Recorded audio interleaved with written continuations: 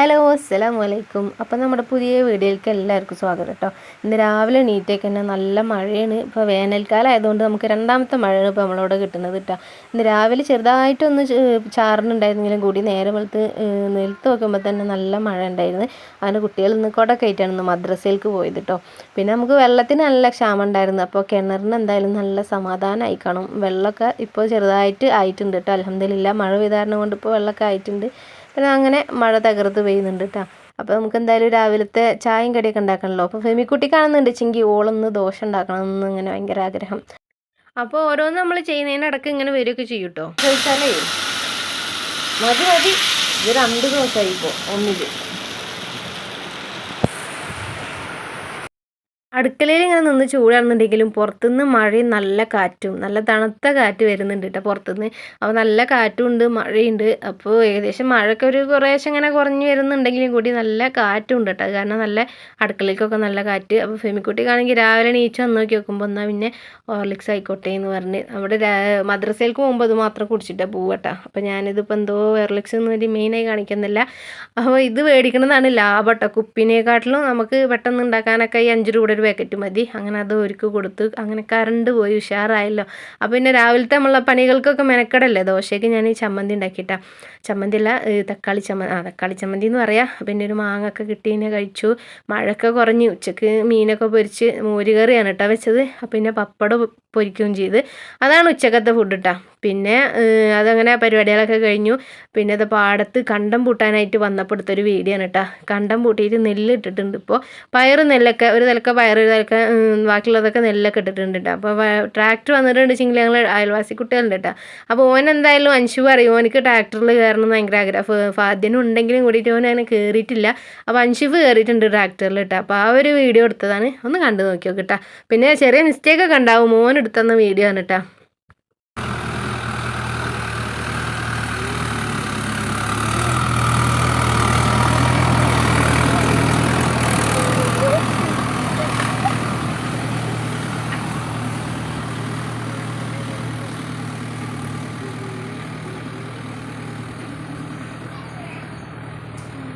പിന്നെ ഇപ്പോൾ 10ാം ക്ലാസ്സിലത്തെ SLC പാസ്സായിട്ടുണ്ടല്ലോ കുട്ടികളൊക്കെ. അപ്പോൾ ഇത് ആൾക്ക് കിട്ടിയതാണ് കേട്ടോ. SLCക്ക് നമ്മളെ അടുത്ത കുട്ടിയുണ്ട് ഫിദ പറയും കേട്ടോ. അപ്പോൾ അവൾക്ക് ഫുൾ A+ ആണ്. അപ്പോൾ അതിന് ആലുക്ക ഗോൾഡിൻ്റെ വക ഒരു ട്രോഫിയൊക്കെ കിട്ടിയിട്ടുണ്ട്. അത് കാണിച്ചു തന്നപ്പോൾ അങ്ങനെ എടുത്തതാണ്. പിന്നെ ഇവർ കല്യാണത്തിന് പോകാനുള്ള ഒരുക്കത്തിലാണ് കേട്ടോ. എന്താ പല്ല് ഡോറൊക്കെ തുറന്നിക്കണം മിന്നുൻ്റെ പല്ലിൻ്റെ അല്ലേ. പൗറാട്ടി മിന്നു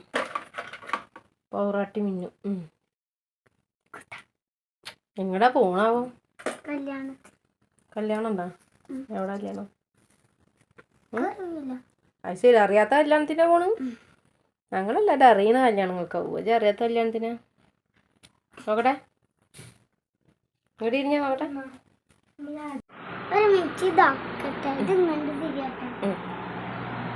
മിന്നൂസിന് കണ്ണുമ്മലുള്ള കലാവിരുദ്ധാണ്. ഇങ്ങോട്ട് വാ. വേണ്ട ഇങ്ങോട്ട് നിൽക്ക്. മിന്നൂസ് ഇങ്ങോട്ട് നിൽക്ക്.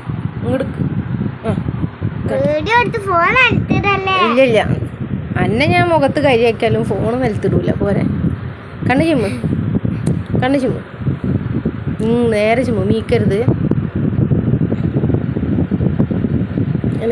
എനങ്ങാണ്ട നിന്നോ.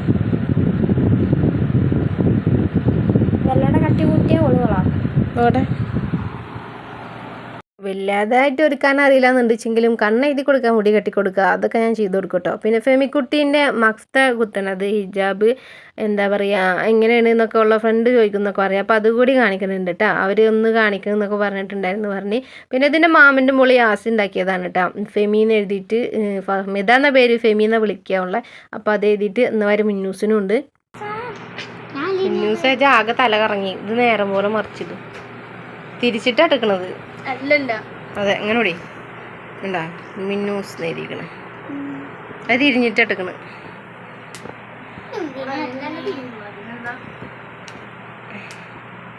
ഫോണ് കണ്ടാൽ കുറച്ചൊന്ന് മെയിനാവൊക്കെ ചെയ്യും ഞങ്ങൾ കേട്ടോ. അതൊന്നും കാര്യമാക്കണ്ടായിരുന്നു. എന്തായാലും കാണിക്കണതിൽ കൂടെ എന്തായാലും ഓർമ്മ വന്നപ്പോൾ ഞാൻ അങ്ങനെ കാണിച്ചതാട്ടോ. നമ്മളെ നിസ്കാരക്കുപ്പായ ഉണ്ടല്ലോ, നിസ്കാരം കഴിഞ്ഞിട്ടുണ്ടെന്ന് വെച്ച് കഴിഞ്ഞാൽ നമ്മൾ അങ്ങനെ മടക്കി വെക്കുമ്പോൾ അതിൽ വെള്ളമൊക്കെ ഇരുന്നിട്ട് കരിമ്പൽ വരുമല്ലോ. അപ്പോൾ അതിനില്ലാതിരിക്കാൻ വേണ്ടിയിട്ടാണ് ഞാൻ ഇങ്ങനെയാണ് ചെയ്യാറ്. നിസ്കാരക്കുപ്പായ ഇതുപോലെ തൂക്കിയിടായി. അപ്പോൾ കുട്ടികൾ ഫാനൊക്കെ ഇടുന്ന സമയത്തായാലും അങ്ങനെ കരിമ്പലൊന്നും വരില്ല. അപ്പോൾ അതുപോലെ ചെയ്ത് നോക്കിയിട്ട് എന്തായാലും കരിമ്പൽ ഞാൻ ഉണ്ടാക്കി ഒഴിവാക്കി കിട്ടും. പിന്നെ ഇതാണ് കേട്ടോ ഫെമിക്കുട്ടീൻ്റെ ഹിജാബ് കുത്തന സ്റ്റൈൽ ഇങ്ങനെയാണ് കേട്ടോ. അപ്പോൾ അതൊന്ന് ഫുള്ളൊന്ന് കണ്ടാക്കി നോക്കി. ആണെങ്കിൽ നമുക്കൊരു ചട്ടി വെക്കാം. ആണോ?